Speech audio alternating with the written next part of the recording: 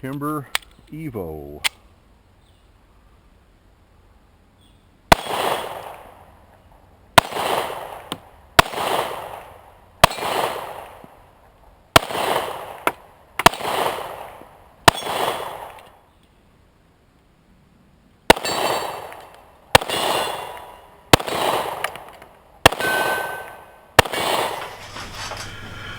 Is the Kimber EVO a reworked Solo, or is it a clean sheet design? Riders Range is going to put the EVO and the Solo side by side to answer that question, and by the end of this video, you'll know what we think of the Kimber EVO. In any discussion involving Kimber pistols, there seem to be two really vocal groups, those who respect Kimbers and those who absolutely detest them. When the discussion turns to the Kimber Solo, may it rest in peace. There are some who swear by the gun and a large group who swear at the Solo and believe Kimber should stick with what they do best, rifles and 1911 style pistols. Now, Kimber introduced the Solo back in about 2011. It was rather short-lived, and I believe Kimber pulled it from the catalog in about 2016. That same year, Kimber introduced the Micro 9, a similar sized pistol, but the Micro 9 is single-action hammer-fired with a manual safety. It's not striker-fired like the Solo. In late 2018, Kimber introduced yet another striker-fired pistol, the EVO SP. It started hitting the stores this past spring, and it appears that Kimber wanted to prove that it could design a striker-fired pistol that didn't have reliability issues like the Solo allegedly had. So despite the marketing, though, and several varieties of EVO that are available, it looks to us like the EVO isn't as successful as Kimber had hoped. As of this summer, Kimber is offering a $100 rebate on EVOs, and I understand that they've even offered a $100 dealer incentive. So if the dealers pass that $100 incentive on to the customer, that's $200 off a gun. That means that you can probably buy an EVO for a little more than a comparably equipped Glock pistol. And I was curious when the EVO came out, if the EVO was a clean sheet design or if it was just a refreshed Solo. I've read and watched many of the video reviews on the EVO, and some have alluded to the clean sheet design, but if there were any in-depth reviews putting the gun side by side, I must have missed them. So Riders Range is going to do just that, put the EVO and the Solo side by side for a more in-depth look at the similarities and the differences. Now, when you pick up both guns, it's apparent that they are very different guns. The EVO is heavier, and it looks to be a little bit larger than the Solo. But both guns have at least three things in common. First of all, of course, is the Kimber script on the side of the slide. On both guns, Kimber has to have that on all of theirs. Both guns are chambered in 9mm, and both are striker fired. And do they have any other similarities? Is reliability a similarity or lack of same? Let's find out. They also have several differences, though. The Solo is basically a 7-round gun. It's 6 rounds in the magazine, 1 round in the chamber. The Solo does offer an 8-round extended magazine as an option, but the little 6-round is what came with it. The EVO comes with 2 7-round magazines, built-in finger extension on it. Nice thing about the EVO, though, is they take Micro 9 magazines. The Solo magazines were proprietary. They only worked in the Solo. The EVO takes Micro 9 mags. It doesn't come with the flush magazine, but you can use either the Micro 9 or even the SIG P938 magazines. And for the extended magazine, I actually like the SIG 938 magazine a little better than the one that comes with the Solo or with the Micro 9. I like the shape of the finger extension a little better, although it does take some modification of that extension to let the SIG magazines fit. And of course, SIG mags cost about twice what a Kimber magazine costs.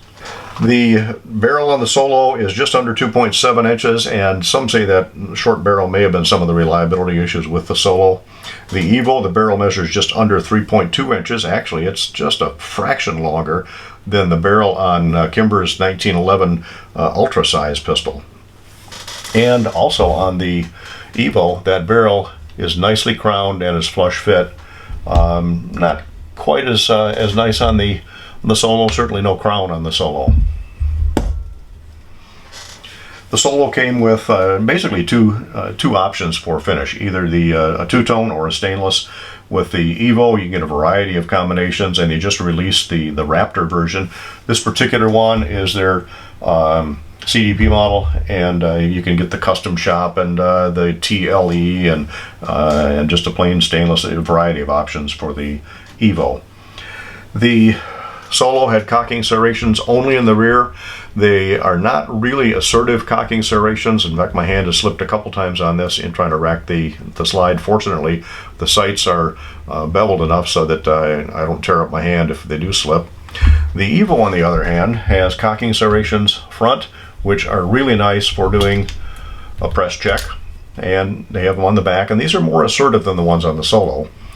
And that's a good thing, because the ledge sights in the rear, slip your hand when running over the top, it could hurt. I read a review that said that the cocking serrations offended him, because on the Evo you can see that they don't match the angle of the grip. However, what that person kind of failed to point out is that the cocking serrations, you can see if we can get a better view here, the cocking serrations on the Evo happen to match the trigger guard in the front, and also match the back of the slide. So it's not that they were mismatched, they were just matched to different things. So again, whether or not you like the angle of the cocking serrations to match the grip or match other things on the pistol, that's strictly a subjective matter of preference on it. There is a significant difference in weight, though. If you look at the weight of the Solo, and this is the weight with 6 rounds in the magazine, 1 for the chamber, all 124 grain ammunition, comes in at a nice even 20 ounces. For the Evo, it comes in with 7 plus 1 of 124 grain, comes in at 24.3 ounces. Obviously, it'll be just a hair lighter with only 6 plus 1. And it's a little heavier than the competition. Actually, it's about a half a pound lighter than the Kimber Ultra. And if you look at these two guns, the Kimber Ultra Carry 2 is a 3-inch gun. Put it side by side with the Solo, with the Evo, there's not a lot of difference there. The big difference is down here in the grip frame. So with the Ultra, of course, you get an 8 plus 1 gun at 31.2 ounces. But it's interesting, and I didn't plan on starting this out as a comparison with other pistols other than Evo and the Solo together, but I can't help but bring the Micro 9 into this. And the Kimber's Micro 9, which was the stop-gap gun between the two, is just a hair smaller than the Evo. It's about the same in grip angle, about the same in width, and oh, by the way, with 7 plus 1 comes in at 21.6 ounces, so it's lighter than the Evo. Can't help but compare it with another steel frame striker fired gun. That'd be the Car MK9 with 6 plus 1 comes in at 23.3. So if you added that 7th round to the 8th round to the Car MK9, you'd be about the same as the Evo. And here's what is surprising, folks: the SIG P365 with 10 rounds in the magazine, 1 for the chamber, again 124 grain ammunition, comes in at 23.7 ounces. So with 11 rounds, you're actually lighter than the 8-round weight of the Kimber Evo. Trigger pull is interesting on the Solo. You have a true double action pull. It's long, it's kind of spongy and springy, and of course a full reset. But it is true double action. The striker is not under significant tension. The trigger cocks the striker and fires the striker. Whereas on the Evo, oh, there's that dreaded safety tab, or what people call a safety tab on the trigger. Absolutely can't stand those, but seems to be the rage these days. At least SIG got away from that on the 365, but I digress. On the Evo, this gun, and I'll get to the striker in just a minute, but this gun is 95% cocked, relatively short, very crisp, very nice trigger pull, and no over travel, whereas the Solo had a lot of over travel. Reset on the Evo is almost full, almost to the full extension of the trigger, and again pulling it, and a nice clean crisp break. Now look at the back of this gun. You'll see where the striker is protruding just a hair. Now, I don't know how well this will show up on camera, but let's give it a try. Look at how, get some contrast there. Look at how little movement there is of that striker to the rear. So right now, this gun is about 95% cocked, and that striker only moves a couple of hundredths of an inch, and it disappears fully inside of that frame. And actually, when I stuck a toothpick in there and measured it, the striker is, you can see it there in the camera, is a long ways in. So when this gun is cocked and ready to go, this gun is 95% cocked. Kimber lists the EVO as having a 6 to 7 pound trigger pull. It's going to depend, since these are pivoting triggers, it depends entirely on where you pull it. I've run a 5 pull average of anywhere from 4 pounds 9 ounces to 7 pounds 8 ounces on the EVO. And again, depending on where you pull this. If you put the trigger gauge on the very bottom and pull, that broke at 4 pounds 1.4 ounces. If you put it up in the middle, pull straight back, that broke at 6 pounds 12.9 ounces. So it depends on where you pull, where you put the gauge on a pivoting trigger. Same goes for the Solo. So again, there 6 to 7 pounds is a rough range, 4.9 to 7.8 on an average, depending on where you pull it from the actual gauge. The Solo actually had less of a deviation. It ran from about 4.7 ounces on an average of 5 pulls to 5.1 on another average of 5 pulls. But again, pivoting trigger, depends on where you put the gauge, how you feel it. The sights are also different. The sights on the Solo are a ramp style rear, but it's a 3-dot. And the Solos you could get with either tritium night sights or, as I have another one here, just the plain 3-dot white sights. Not, as you know from watching other Riders Range videos, we're not a huge fan of the 3-dot night sights. The EVO, on the other hand, does come with a lead style rear sight, as I mentioned before, but all of the EVOs I've seen in the catalog are tritium night sights, and they have a nice U notch in the rear, and that makes that high def front sight real easy for us to pick up. So I like the sights on the EVO. Now, as I mentioned, there's no manual safety on this gun. I don't consider that trigger tab to be a safety of any kind. Let's see, the trigger tab is designed so that the trigger won't go back unless you pull it. If you put your finger on the trigger and pull it, it's going to go regardless. I don't see that as a safety. But again, that's just a Riders Range pet peeve. On the Solo, even though it's not cocked, it still has a manual safety, and it's ambidextrous. Even on the base entry-level stainless steel type of Solo, it still has ambidextrous safety. So that gun is not cocked, it's double action only with a safety. EVO is 95% cocked, no safety. The magazine release on the EVO, a nice feel to it. It's not just a round button. It has a good feel. It's fairly well protected. I haven't had any inadvertent mag drops with this, and there are instructions in the packaging with the EVO as to how you can turn that around and make it a safety for lefties. The Solo, on the other hand, even the base entry-level model comes with a true ambidextrous magazine release. Push it from either side, and the magazine is gonna probably help if I put the right magazine in it. Push this from either side, and that magazine is going to drop out. Now, the mechanism for the ambidextrous magazine release on a Solo is a little more complex, but again, you've got your option in the field, right or left, without having to change anything around. The grip frames on the Solo, you could get textured with about a 30 line per inch is what it feels like. Front grip or smooth, depending on the model you got. Same thing on the back. You either get that texture or smooth. Whereas on the EVO, all of them come with, again, it feels like about a 30 line per inch on the front strap. And the back strap is a textured insert that, by the way, is interchangeable. Some of the EVO models come with 3 different back straps. This one doesn't, but they offer them as options through the Kimber website. And the back strap is textured to match the grips. And again, the grips on the EVO are proprietary grips. So of course they are on the Solo too, but I haven't found any aftermarket manufacturers for these yet. And they do come in a variety of finishes. These are G10 grips. You can also get some basic nylon type grips, but again, no aftermarket support that I've seen. And you just loosen this hex screw at the bottom, and that allows the back plate to be separated just a little. Pop the grips off, pop new ones on, put it all back together. A fairly easy grip change on this.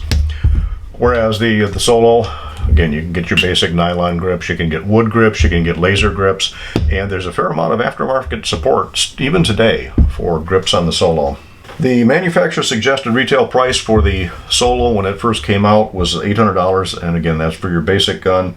You can find them pre-owned anywhere from $400 to $1,000, depending on what you're looking for a Solo. MSRP for the basic two-tone EVO is $856, and they add $200 to that for the custom shop, and they have several models in between. Expected retail on the EVO is anywhere from just over $600 to a little bit under $900. That's before your rebate and before any other dealer incentive.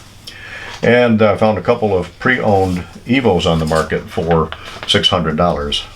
I did find that the EVO and the Solo are about the same degree of accuracy. Now, we put 124 grain ammunition through it. The Solo, as you can see, shooting just a little bit to the right, although it was okay on elevation in general. The EVO shot about the same size group, but it was a little bit high. We haven't shot the EVO yet with 147 grain ammunition, and my experience tells me that if we put 147s in this gun, that would bring that group down a little bit. And we're testing these at 15 yards in a 3-inch circle. Now, we did, when we shot this, I wasn't real happy with how we shot the EVO in the first place, so I redid that and did a separate video on it. I'll put a link in the description below to how the EVO shoots at 50 yards. And quite frankly, I'm very happy with how that little micro gun with a 3-inch barrel and a short sight radius works at 50 yards. I do have to bring in the Micro 9 on this again, though, even though I wasn't going to be part of the review. The grouping for the Micro 9 is tight. It's right on with 124 grain ammo, and it's getting real hard to justify the EVO over the Micro 9, but we'll get back to that in just a minute. Holsters can be another issue, particularly with a new gun. The EVO's only been out for a short period of time, so you aren't going to find a lot of holsters specifically made for the EVO. There are a lot of them out there for the Solo, but here's where you're in luck. The slide profiles on the Solo and the EVO are just about the same. Very little difference there. So fortunately, this is a Kimber Solo holster. Fortunately, the EVO fits nicely into that holster. It's a leather holster. This was made by DeSantis, made for the Solo, and lo and behold, the EVO fits. The barrel sticks out, or the slide sticks out just a hair, but the EVOs will fit in most Solo holsters. So at the beginning I said the EVO and the Solo had at least 3 things in common, implying that there may be more than 3. We talked about the possibility of reliability issues. Well, but from what we've seen, putting the EVO and the Solo side by side, it appears to us that other than brand, caliber, and the fact they're striker fired, they really don't have anything else in common. We've put more than 400 rounds through this EVO of 124 and 115 grain, a variety of bullet configurations, a variety of different brands of ammunition. We have not had one single failure. But in all honesty, in the 2 Solos that I haven't had any failures in either one of those. Now, the basic stainless type Solo, called their Solo Carry STS.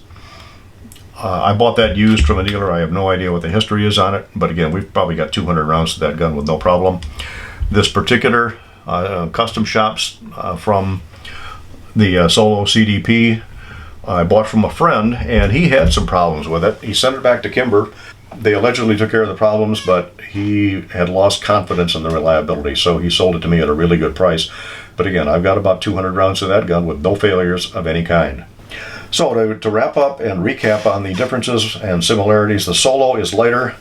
It's slightly smaller than the EVO, but not much. It has a manual safety. It's a true double action gun with a really decent trigger. Aftermarket grips are readily available, and the Solo has a true ambidextrous mag release, but the mags are proprietary, and some Solos may have reliability issues.